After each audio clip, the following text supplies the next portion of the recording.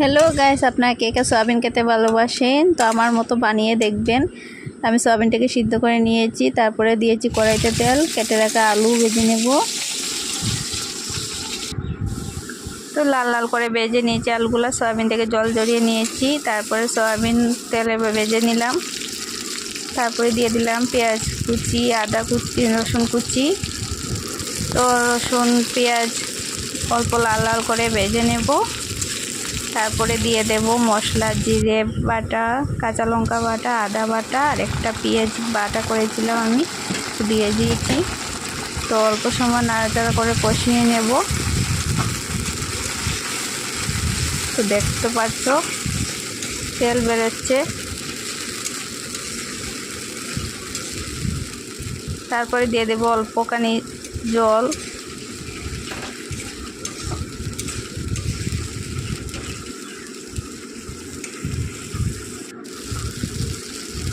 তো দিয়ে দিয়েছিলাম হলুদের গুঁড়ো 1 চামচ, লঙ্কা গুঁড়ো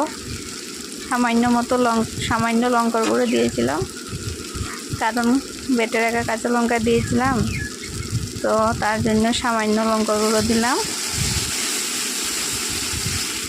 তো নাড়াচাড়া করে ভালো করে কষিয়ে নেব। তারপরে অল্প অল্প করে জল দেব।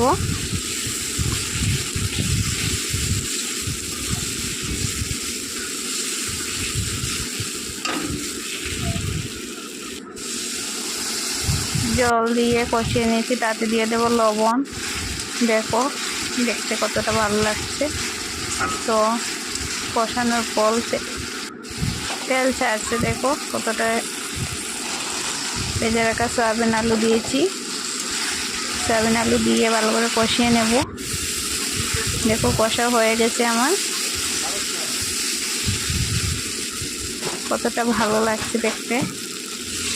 তারপরে দিয়েছি জল, অল্প করে জল দেব, বেশি জল দিলে টেস্টি লাগে না। তো জল দেওয়া হয়েছে ভালো করে। দেখো আমার সয়াবিনটা হয়ে গেছে। তাতে দিয়ে দেবো আমি গরম মশলার গুঁড়ো। তো গরম মশলা গুঁড়ো দিয়েছি।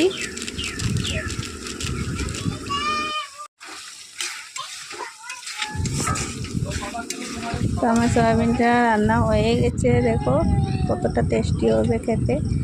আপনারা কে কে সয়াবিন খেতে ভালোবাসেন কমেন্টে জানাবেন। Tata, bye bye.